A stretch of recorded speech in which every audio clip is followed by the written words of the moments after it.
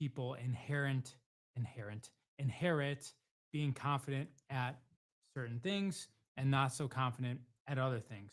So, as I said, we're going to reframe that. So, right now, if you're listening, type in the chat something that you are confident at.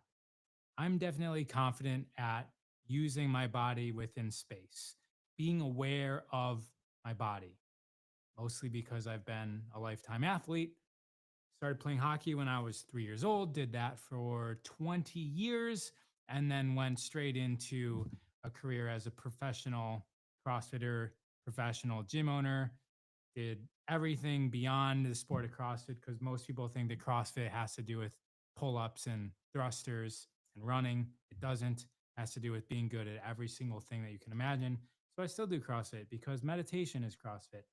I was doing unicycling. I was slacklining. It's just like basically being able to be capable at as many things as possible with this physical body. So that's my own perspective of that. And the reason why I'm confident at using my body is through practice. And that's the theme today. We do not get born. Is that even a thing? You do not get born. You are not born with confidence.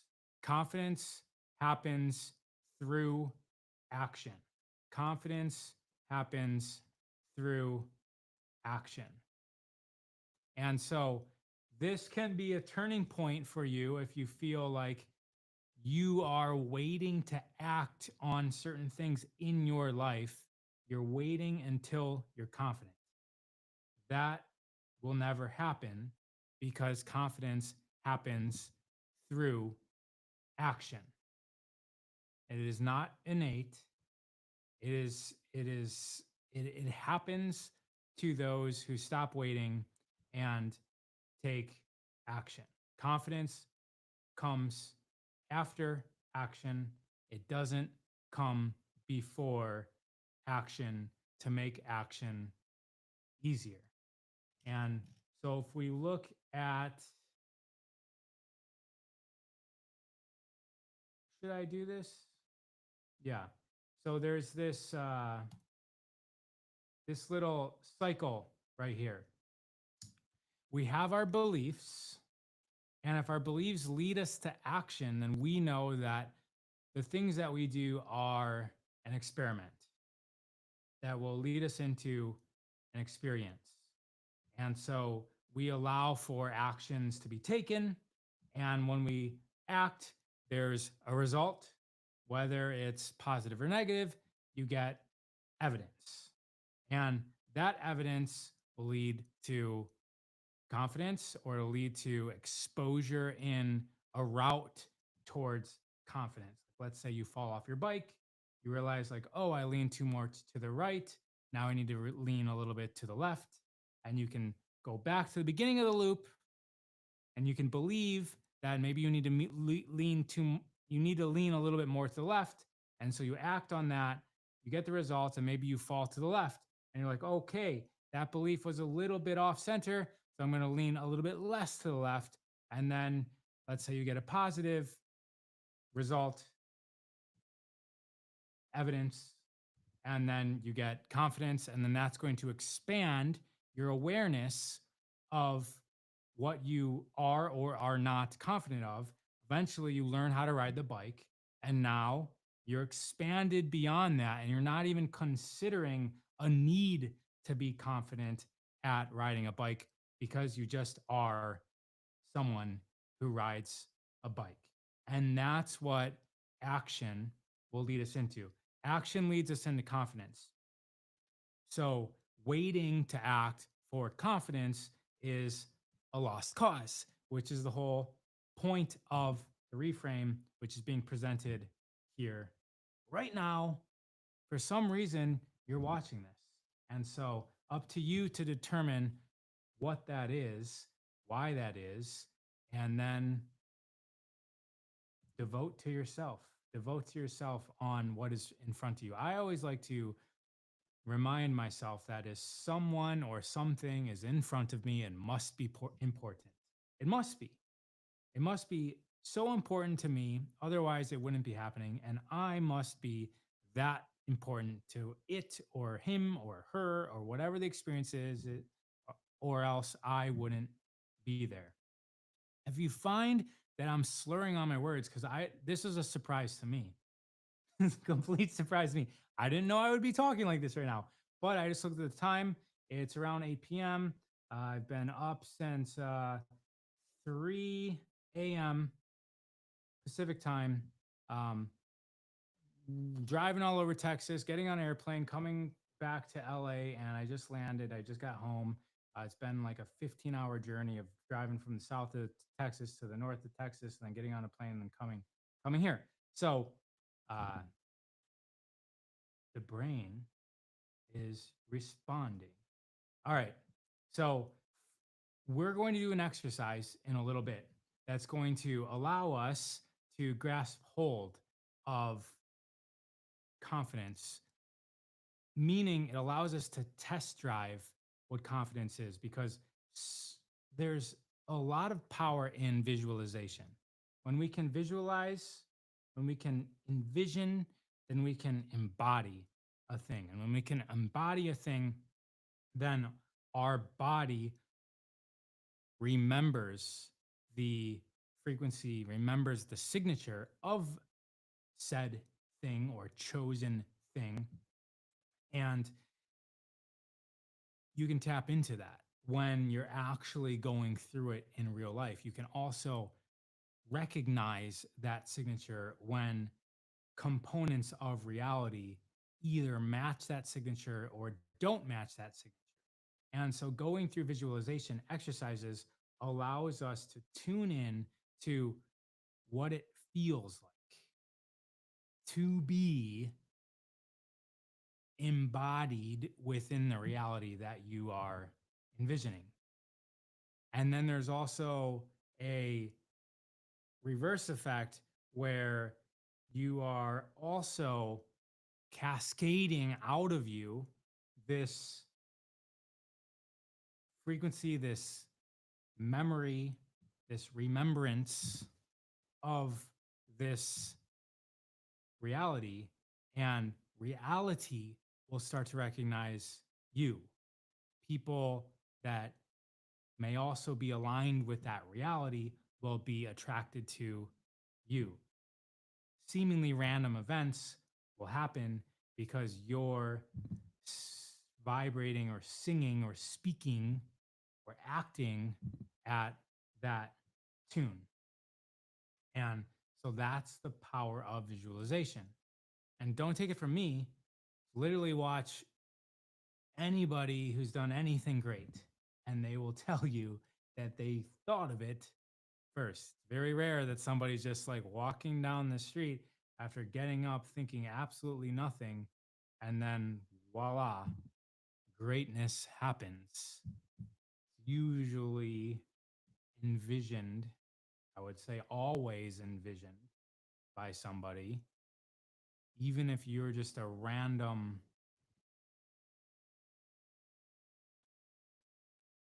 cog. That's the word I was looking for. Cog. First, I was thinking of pawn from chess, but a cog in the wheel. Okay, let's talk about habits. So, some habits that you can use first before we do this cool little exercise, but some habits that you can remind yourself to allow yourself to open the door, open the possibility to act and then become confident. It allows the possibility of confidence. It opens the door for confidence. The first one is quick decision making. That's one of the prerequisites of being confident. And unconfidence would be, I don't know what to do. I don't know what to do. I might go right. I might go left. I might go yes. I might go no. I don't know what to do. So immediate energized action. Decision followed by immediate energized action. And do that confidently, courageously will happen first before confidently, but do it courageously daily. Be consistently, be consistently acting. Be consistently acting in a courageous manner. So, can I bring this up? No, I can't.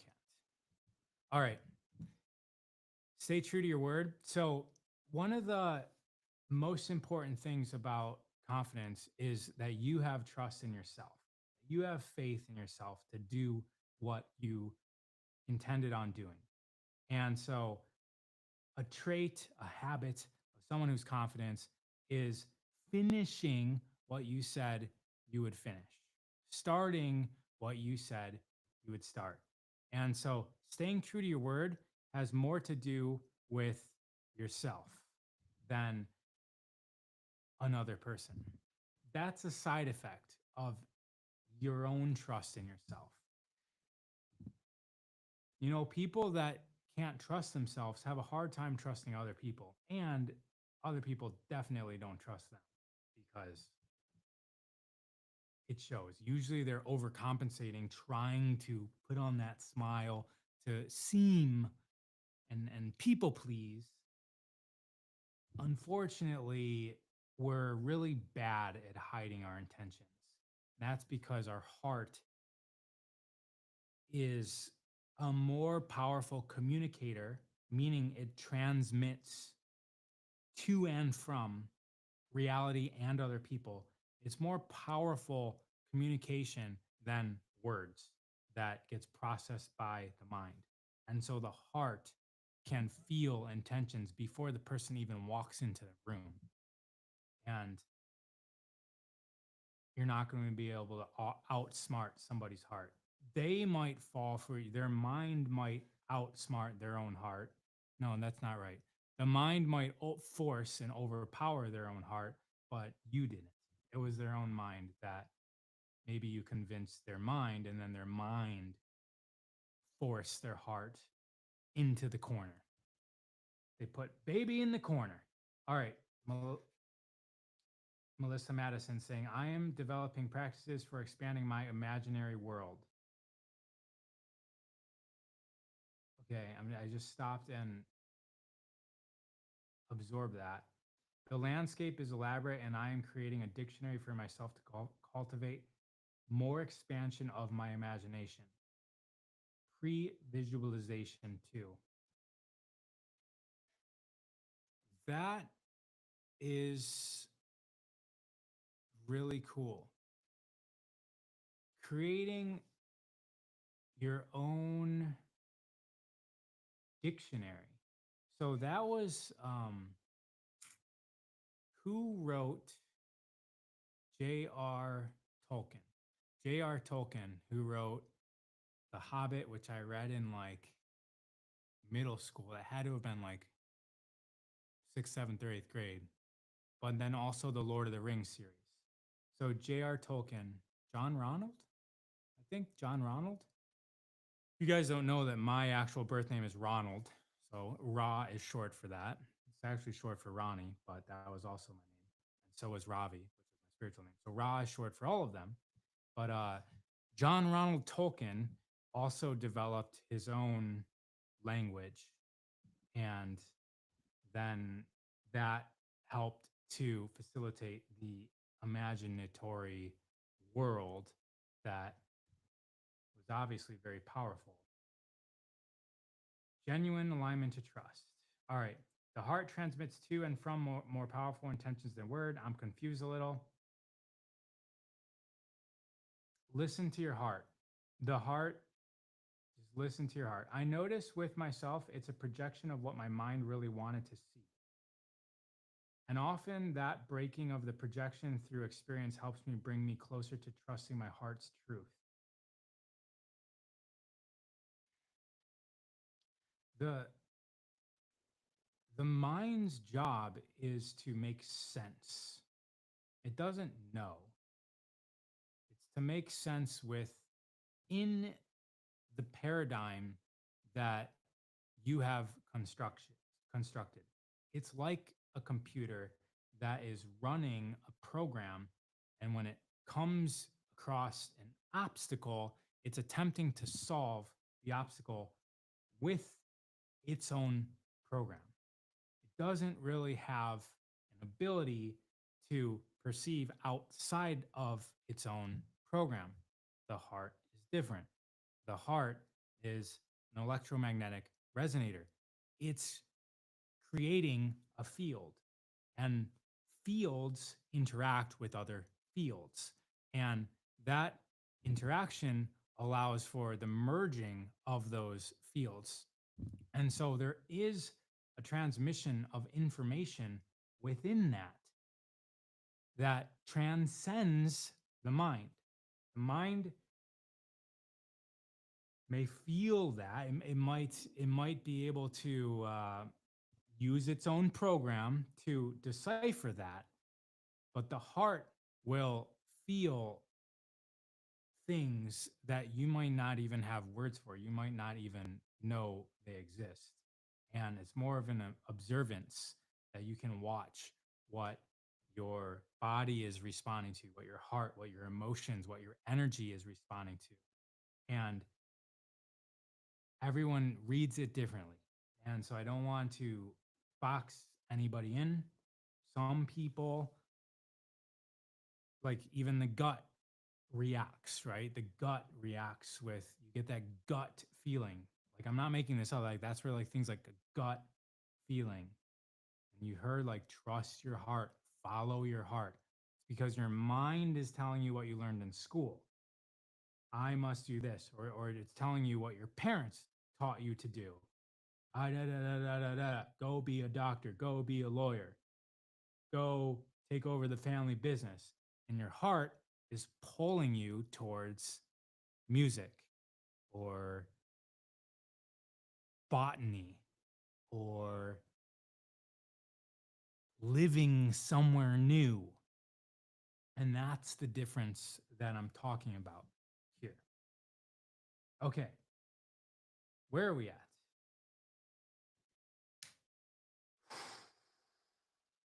So, with that said, confidence, the heart is going to be pulling you towards things that your mind is going to be saying, no, no, no, we don't know about that. We don't go over there.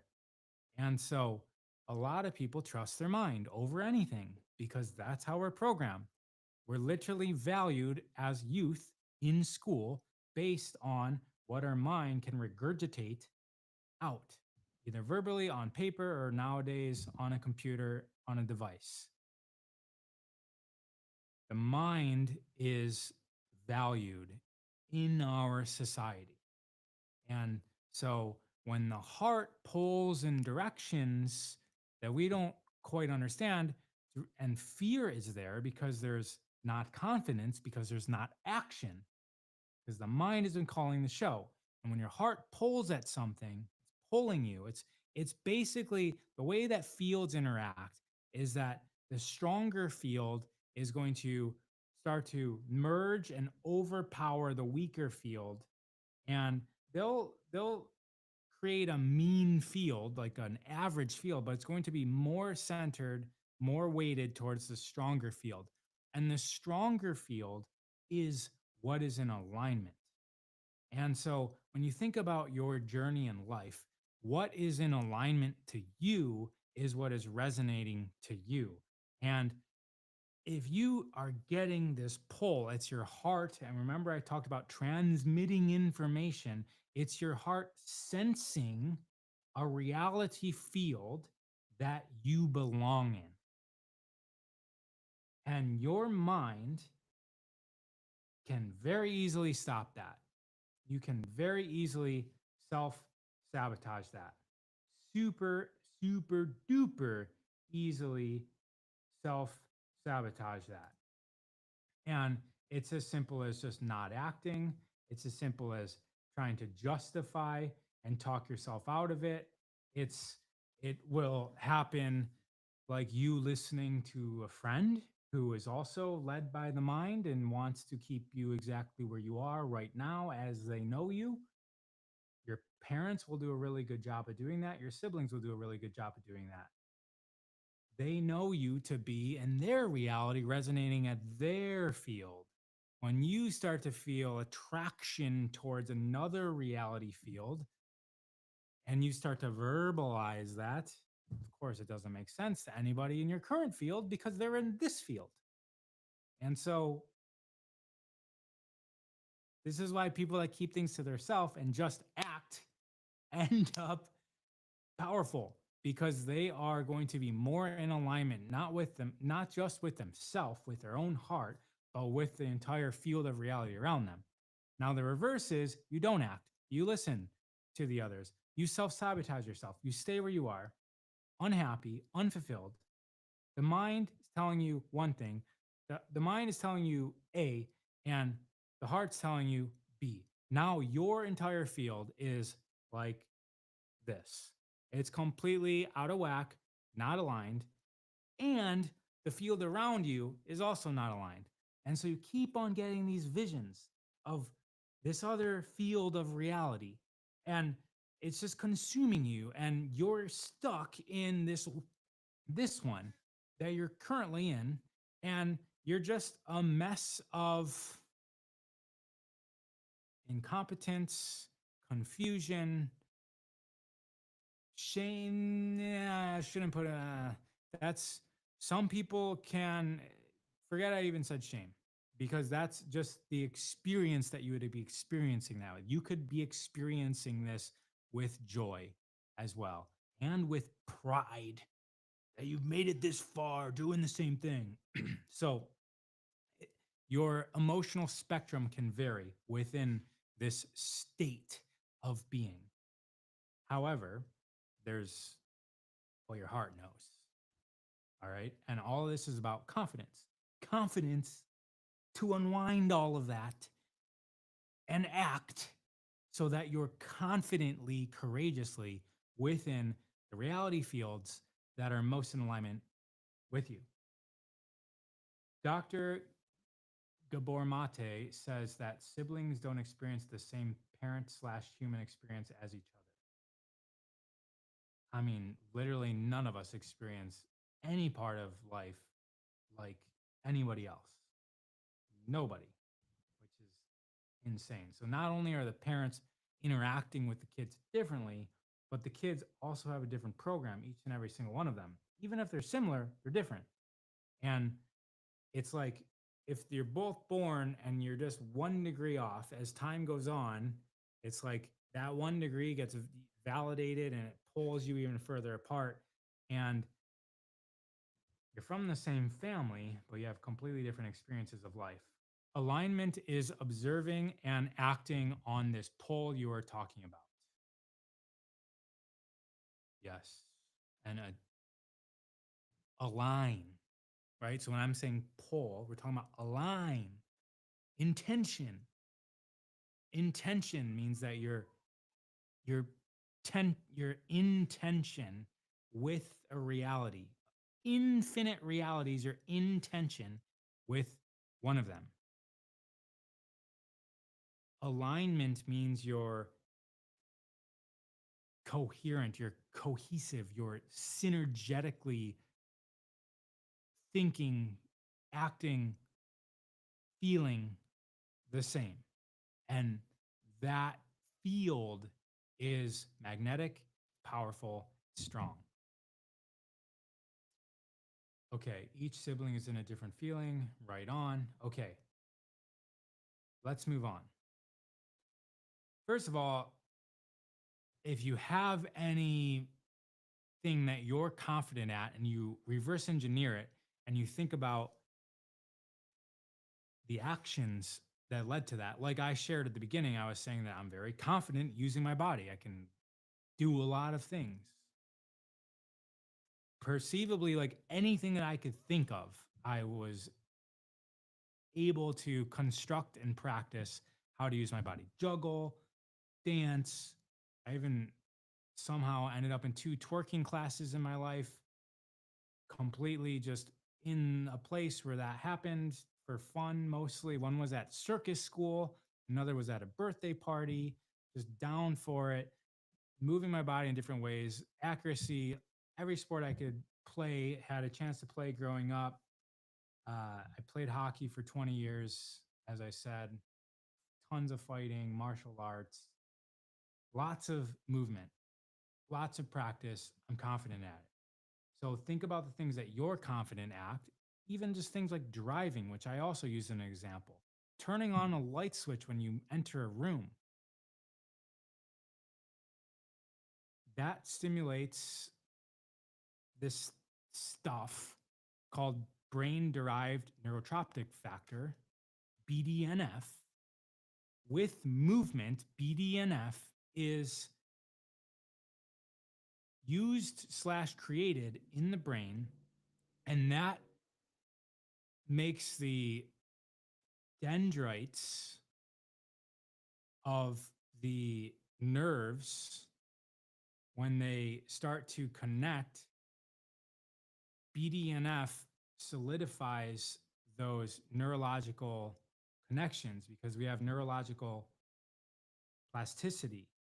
And that means that all of these different channels in the brain, they unstick and then they restick based on repetition.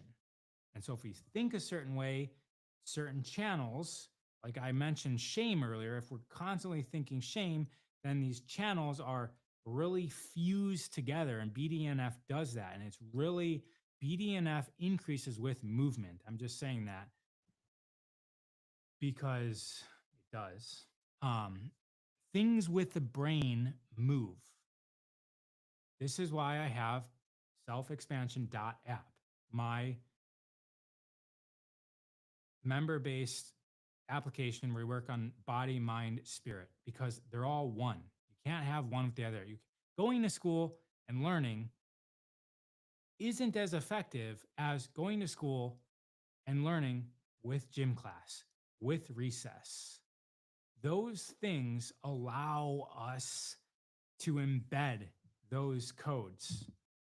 Once we start taking out gym class and movement, we get a sick society, not just physically, spiritually also.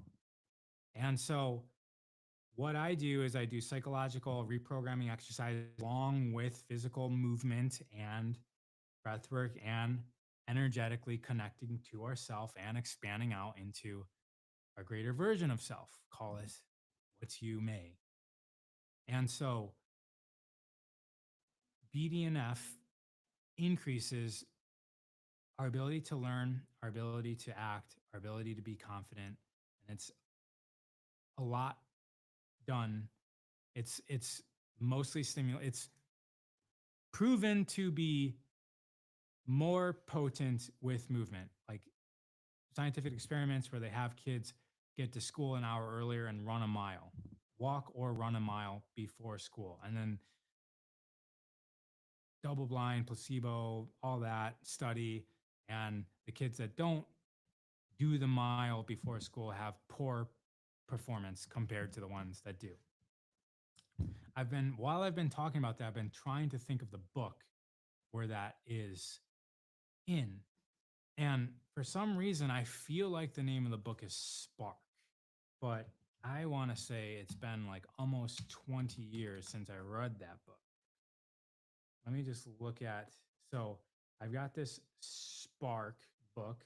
It says Spark, the revolutionary new science of exercise and the brain. That kind of sounds like a study like that would be in. It sounds like that would be presented. All right, Spark, the revolutionary new science of exercise and the brain. What's the overview say? Did you know you can beat stress, lift your mood, fight memory loss, sharpen your intellect, and function better than ever simply by elevating your heart rate and breaking a sweat? Got into my different voice here.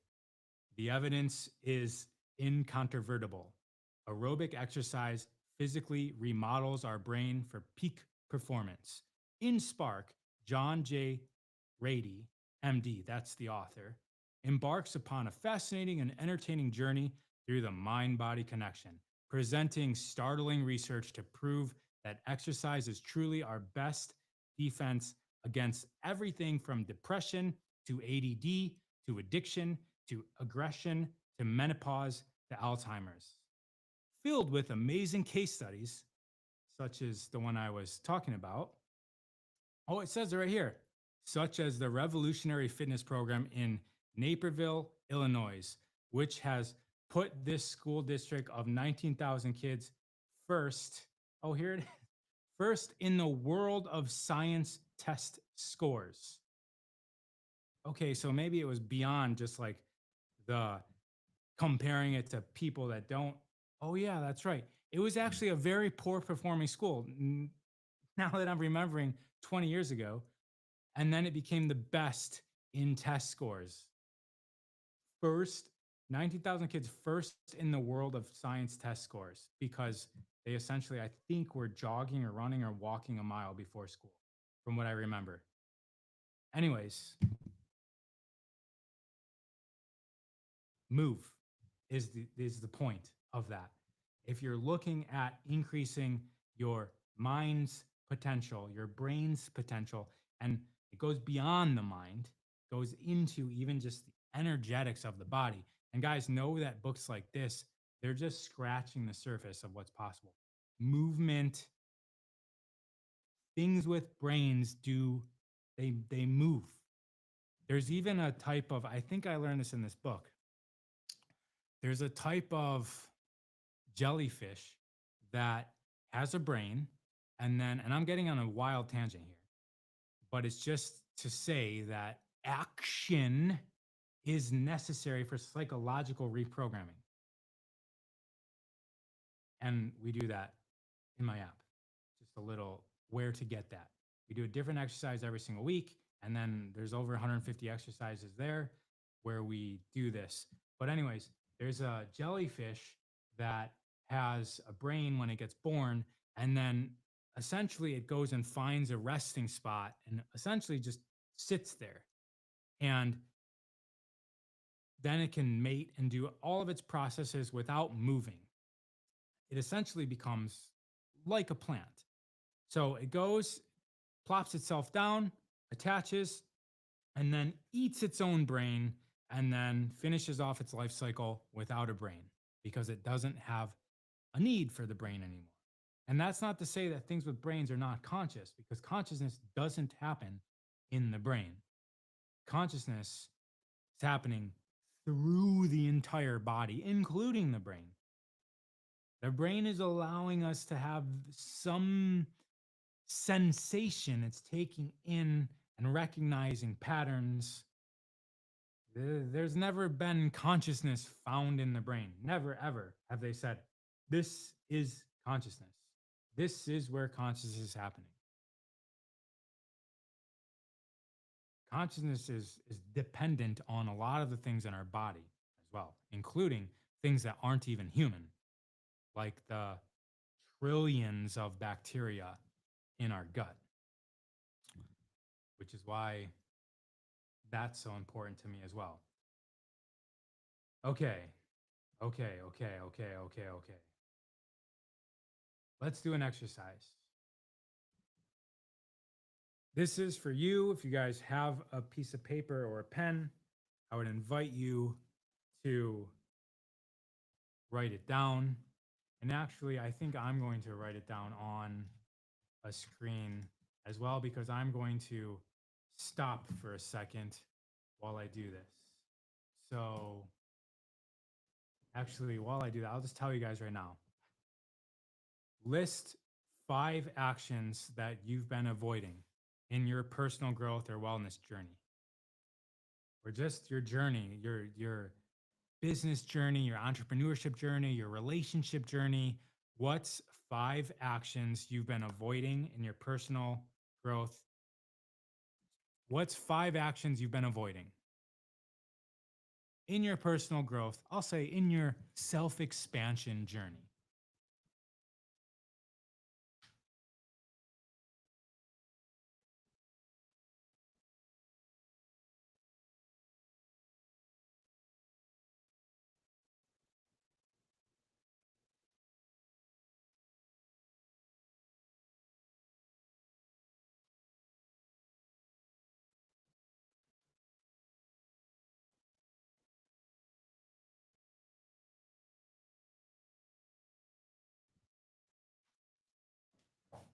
Forgot to put on the. All right. So I just wrote it down. What is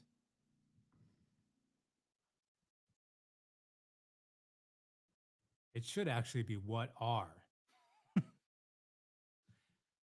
are 5 actions you have been avoiding in your personal development journey?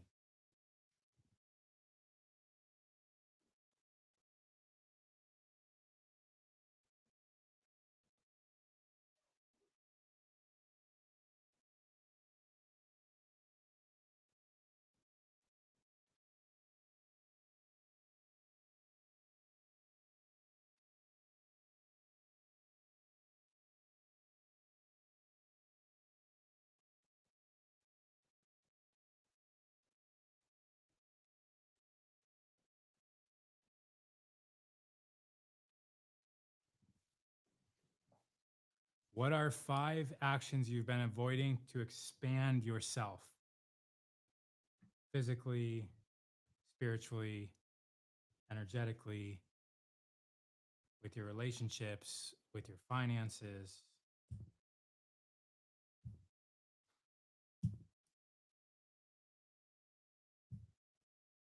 I just thought of one there. A good old budget. Um, Take a moment, write down 5. The, the next 10 minutes, you'll be happy that you actually did this because we're going to be going through an exercise with these 5.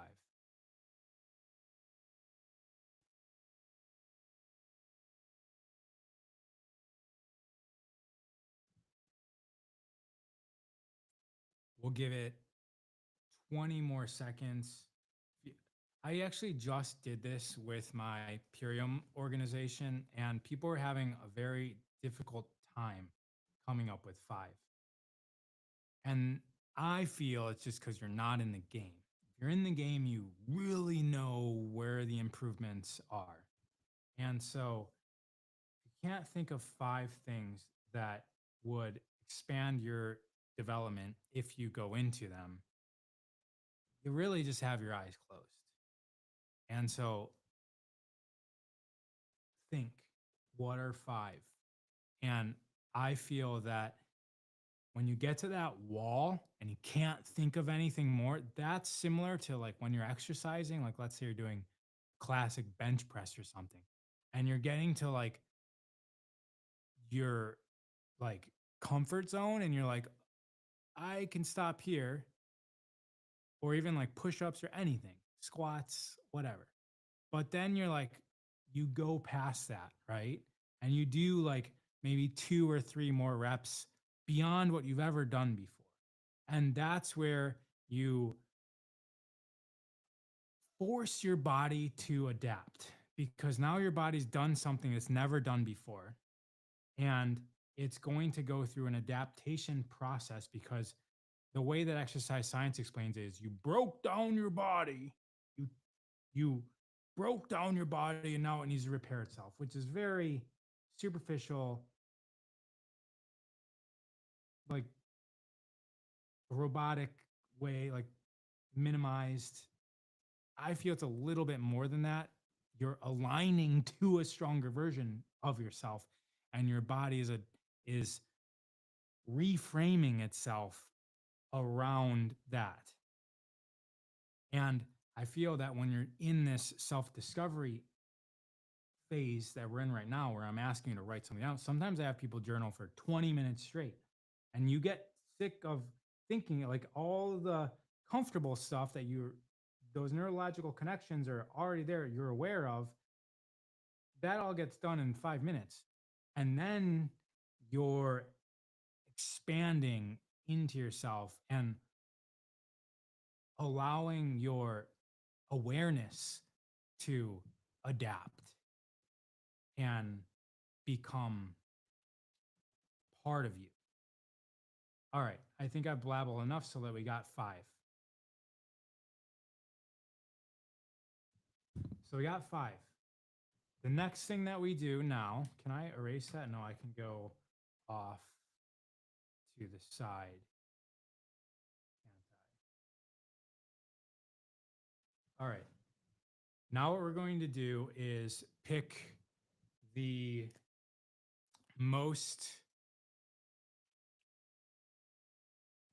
uncomfortable slash powerful one. So which one is the most uncomfortable slash powerful? Find the merge of those two.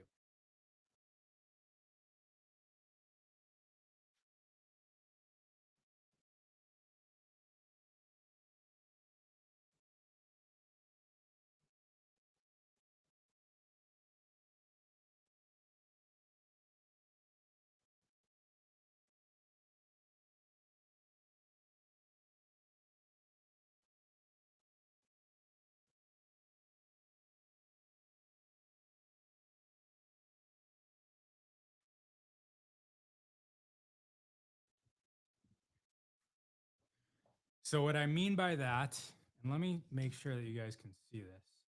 What I mean by that is that, oh yeah, you guys can see it. What I mean by that is which one, if you did it, would be the most powerful for you and the most uncomfortable. You should know immediately.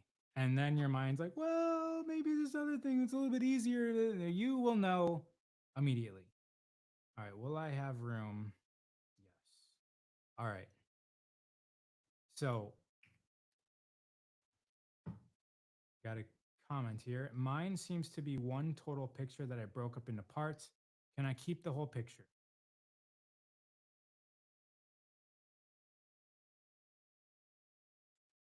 Which part is the most uncomfortable slash powerful? Is what I'm trying to get at. Which part? Because you can't do everything at once, you do steps. I don't really know. I don't have your thing, but that would be, if that makes any sense, uh, go with that. I'm in us. All right. Okay. Is there sound? There has to be. Been talking for a long time so far. Okay. Next thing that we do now is imagine this is the visualization I talked about earlier. You're visualizing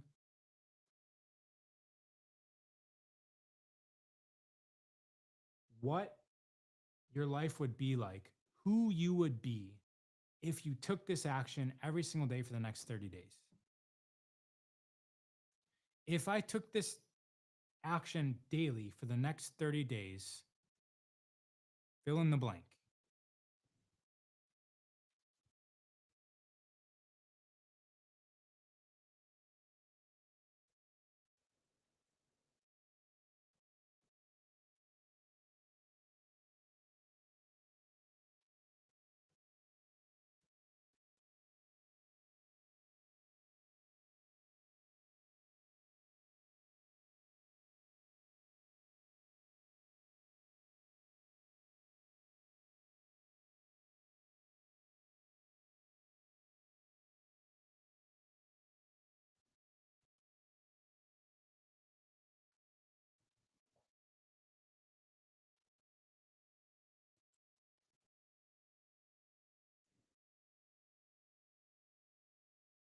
If I took this action daily for the next 30 days, I would feel, I would be, I would achieve what?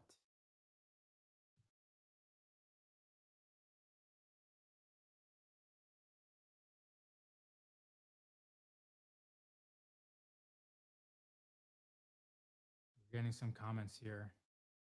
Actually, commenting on this would be amazing.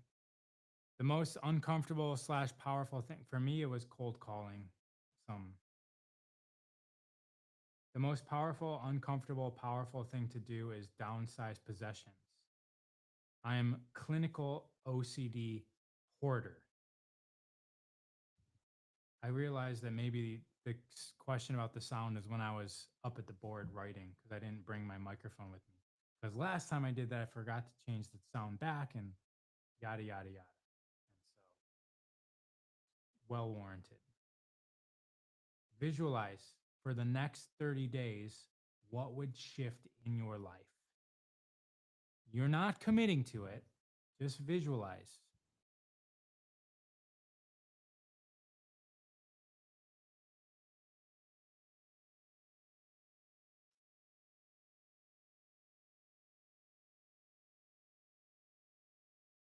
Melissa Photo is saying if I took this action daily for the next 30 days, I would feel confident that I was in it to win it, that I was about that life, etc. LOL. I would be much more integrated feeling me. What kind of action? Well, that's step number A. So, guys, if you're just joining us, we wrote down 5 actions that we've been avoiding to expand our journey of self, whether it's professionally, financially, entrepreneurially, relationship wise, even like the opposite of all that, like just being still, knowing the self. Write down 5 things that you've been avoiding, and then you pick the most uncomfortable slash powerful one. And now we're imagining, what if I took this action every single day for 30 days? I would look and feel amazing. I would take more healthier food choices. Yes. I would feel more grounded, more ease, more possibilities. Amazing, right? It's amazing to envision that, to align to that. You guys now can sense what I was laying out earlier of that vibrational frequency, that signature of action. It's a signature of action that you can use to guide yourself. The most uncomfortable thing for me is to be in-person community, sharing honestly about both what lights my heart up and about my lows. If I do it, I would feel way more integrated and whole. All right. Now, the last thing is an invitation. I invite you to take this action at least once a week for the next 4 weeks.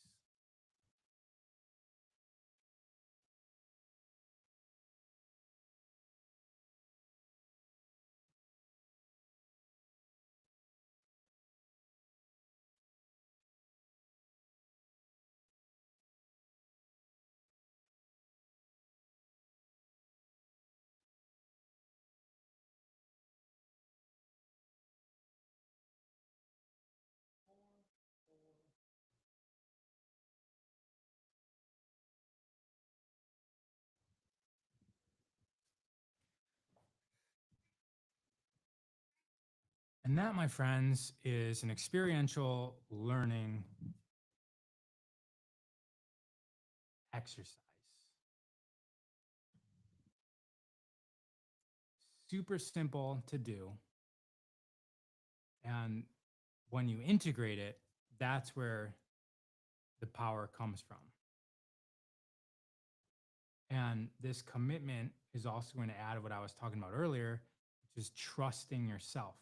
Committing to something and then doing it is going to build confidence because now you have trust in yourself. You got that win. Are you saying that we can program that signature of action into our minds before we take action? Yes, that's what I'm saying. This would lead to confidence before action, aka pre-visualization programs of fascia. It definitely does lead to confidence. It's not exactly what I was saying in the words you used because I was inviting actual action. The visualization does allow confidence to perform the action, but the action itself is actually where the real confidence comes from. Envisioning an area of your life you would like to see prosper and flourish. That actually is a much better way to say what I was trying to say, to expand self. Yes. Which you would like to see prosper and flourish. Exactly. Okay. I am taking up your invite. Does someone here want to join me so we can do it together and stay accountable. Amazing idea. Amazing idea. Guys, think about this version of yourself. Think about it. Like, think about what happens after the 30 days, who you are. There's no shaking at the thought of doing the thing after 30 days. It, the thing is integrated. It's you. It's something that you're probably even starting to get good at. You're definitely starting to get better at. And so remember what your life would look like if you consistently took this courageous action. And so once a week, I would also say you guys should share about it, at least in a story, and tag me at raw. So at raw underscore of underscore earth. Go ahead and tag me. Let me know what you guys are doing. Sherry's saying I would join a group to stay accountable. That's a great idea. Well, guys, this is actually what I do for my business. But all right. I'm taking up your invite. Okay. Guys, I'm going to leave you at that. And thank you guys for those participating both during this live and in recordings.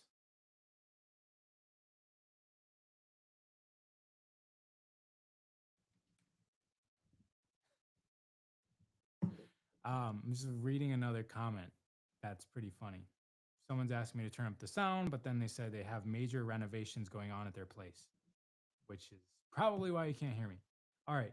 So the action creates the confidence in being able to do more of the thing you want to do, who you want to be. So the action creates confidence in being able to do more. I started this, if you join maybe a few minutes after, by saying that confidence comes from action. Confidence isn't innate, it is not something you're born with. Confidence is developed through action. And so this whole thing was about figuring out what would allow you to lead a more flourished and integrated and greater version of life for you. And then figuring out what action would take to get you confident in being that person. Seeing this on paper, in paper, I was doing 2 years ago, then had some unexpected things occur, compounding over a year, put a cease on all of it, and been blocked since. Yes, of course. All right, everybody. I'm a fan of this. I'm a fan of this exercise. I'm a fan of this live that just happened. So thank you guys all for being here. Adios. And I'll see you next time. I'm here every single week, usually Wednesdays at noon Pacific time. But today I was traveling all day. So it's the first thing I did when I got home. Even before opening up my suitcase, I just literally took on my technology and got this going. All right. Ta ta. Bye bye.